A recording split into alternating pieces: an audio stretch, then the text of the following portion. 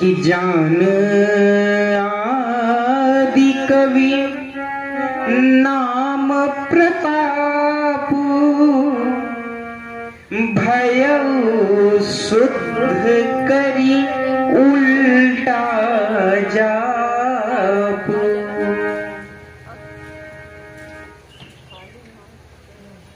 जो आदि कवि हैं यानी वाल्मीकि जी, वे वाल्मीकि जी इन्हीं भगवान के नाम को उल्टा जपे और उल्टा जप करके भी वे पवित्र हो गए। कैसे? ये पहले अग्नि शर्मा नाम के एक व्यक्ति थे। ये रास्ते में आने जाने वालों को रोक करके उनके पास जो भी वस्तु रहता उसको छीन लिया करते थे, और अगर कोई ना देता तो कहता कि दे दो वरना मुझसे बुरा और कोई नहीं होगा। यानी ये पहले डाकू थे। एक दिन की बात है, वहीं से नारद जी जा रहे थे। नारद जी को भी रोका, कहा तुम्हारे पास जो कुछ भी हो मुझको दे दो, अन्यथा मुझसे बुरा और कोई नहीं होगा।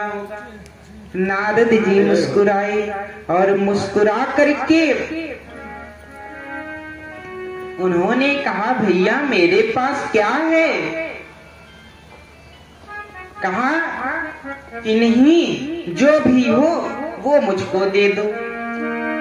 तो नारद जी ने विचार किया और कहा अच्छा भैया ये बताओ, जो तुम ये चोरी करते हो, ये चोरी का कार्य अच्छा है या खराब? तो अग्नि शर्मा ने कहा ये तो खराब है। कहा अच्छा जब खराब है तो क्यों करते हो? जान भी रहे हो क्या बीमारी है और कौन सी दवा खानी है, लेकिन फिर क्यों अनजान बने?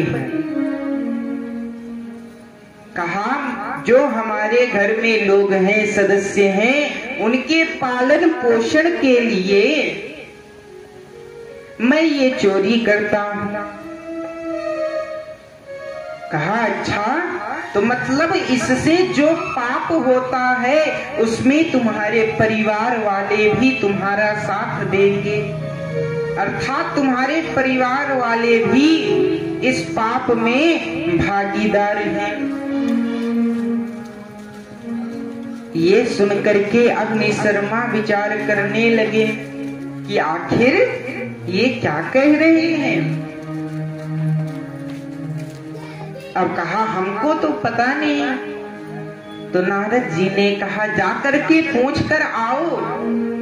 कहा अगर मैं जाऊंगा तो यहाँ से तुम भाग जाओगे। नारद जी ने कहा अगर विश्वास ना हो तो मुझको इसी पेड़ से बांध दो और जा करके पूछ के आना, मैं यहीं मिलूंगा। कहा ठीक है। बांध करके वो गया, परिवार वालों से कहा तो परिवार वालों ने साफ मना कर दिया। कहा कि हमको क्या पता कि चोरी करके ला रही है, हम तो सोचते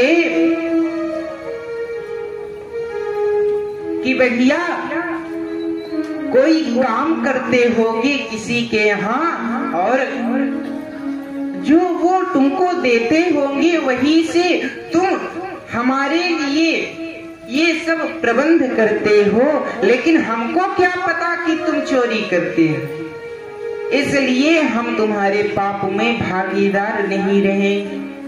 ये सुन करके